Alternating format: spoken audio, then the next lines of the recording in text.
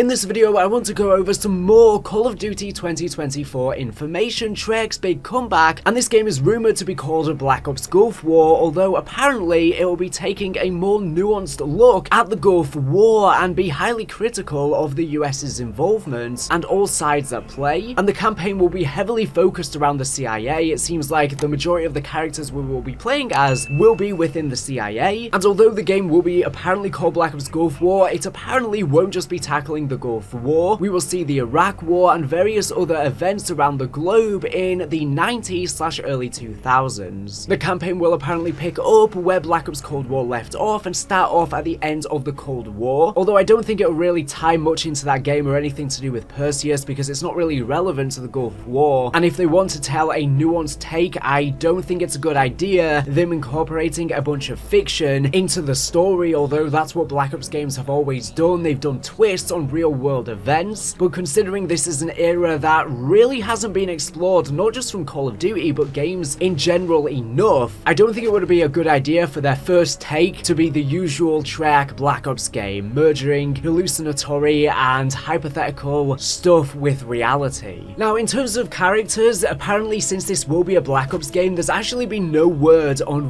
whether Alex Mason or Sergeant Frank Woods will be involved in the campaign. Of course, due to the current law, they may not even be involved at all. But there has been some characters found in the files of the game, that being Felix, Marshall, and Newman. So these are all brand new characters. I hope we at least get to see Adler. If it is a Black Ops game, you would expect that they will be incorporated in some way, but apparently Black Ops Cold War was never even meant to have them in the game, since it was apparently originally supposed to be headed by Raven and Sledgehammer, and then Treyarch took over to turn it into a Black Ops game, so at that point they probably siphoned in those characters to an already established story, and because of that, maybe they want to do something completely different with this Black Ops game with brand new characters. Maybe Mason and Woods will still be involved, but they might just be more so cameos or seen in flashback missions or something like that. We also have apparently a character called Ratcliffe, which might be based on a real life character involved. There was leaks from an actor a while ago. Before I go over the rest of the Call of Duty 2024 information, and it's very juicy, I first have a very awesome message to share with you, and we'll be right back.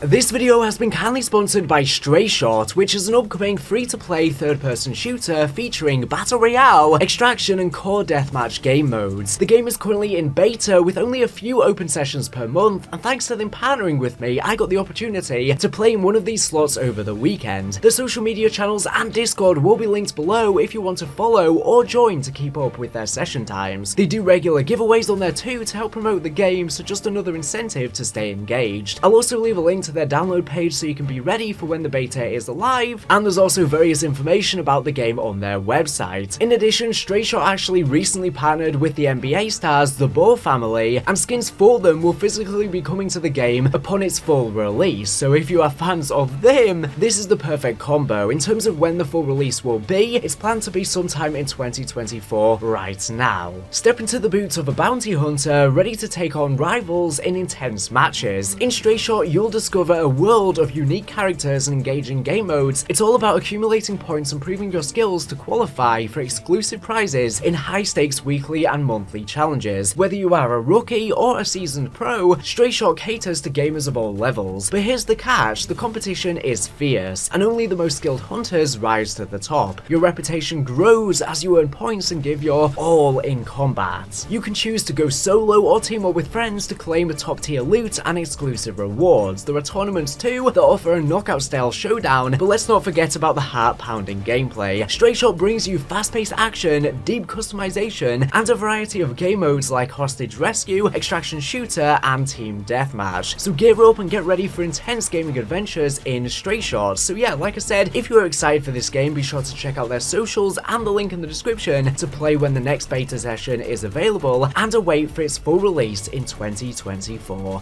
I hope you enjoy.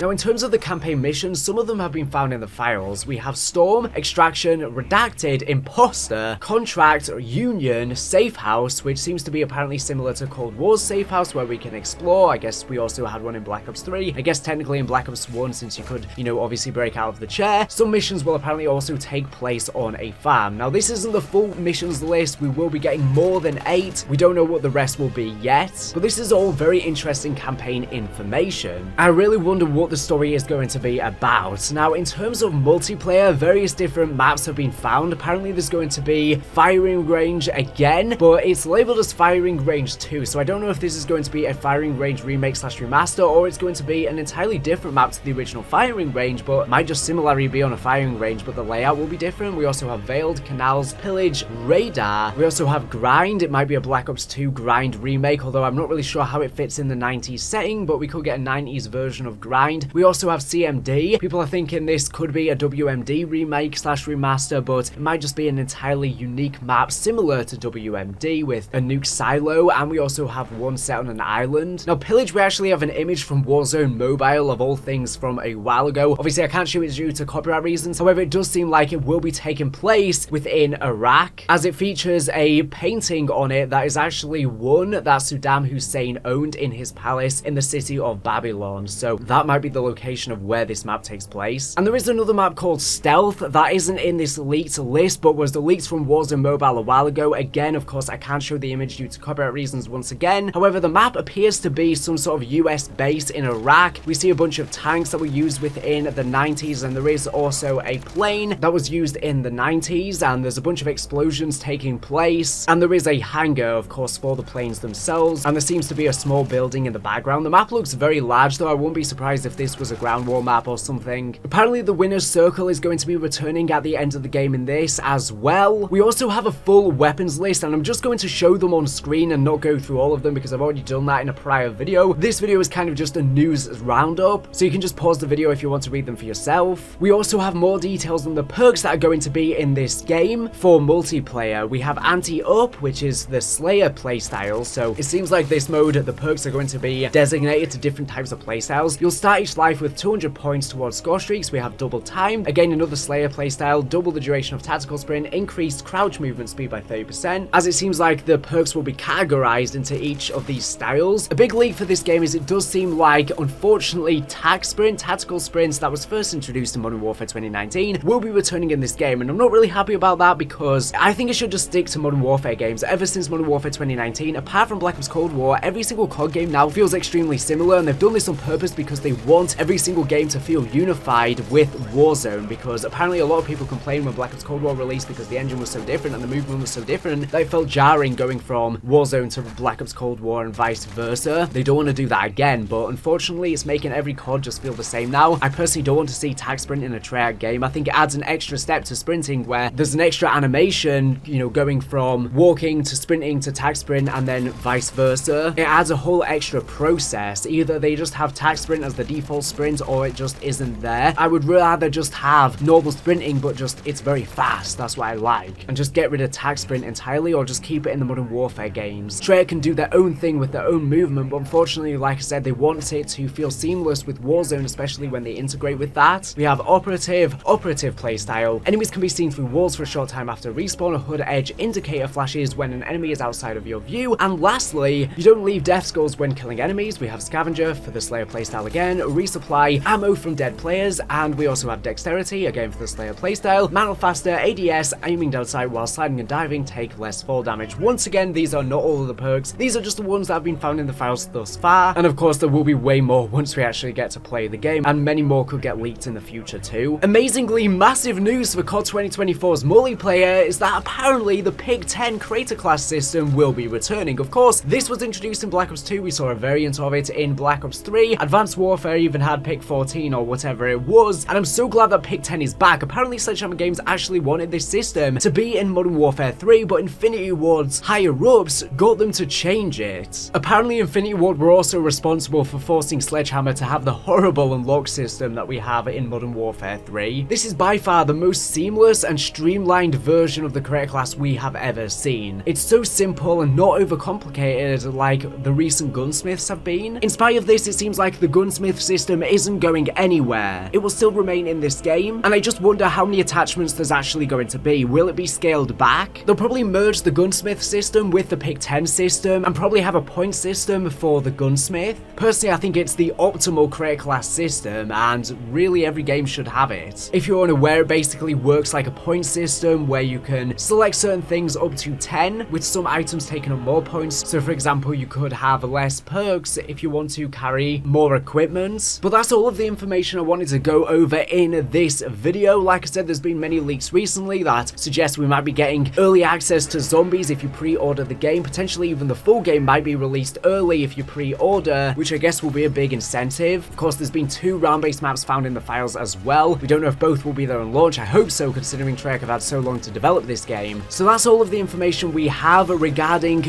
Black Ops Gulf War COD 2024 for campaign and multiplayer right now. Anyways, thank you for watching the video. Make sure to subscribe if you're not here for latest and greatest Call of Duty news and information. So anyways, thank you for watching, and bye.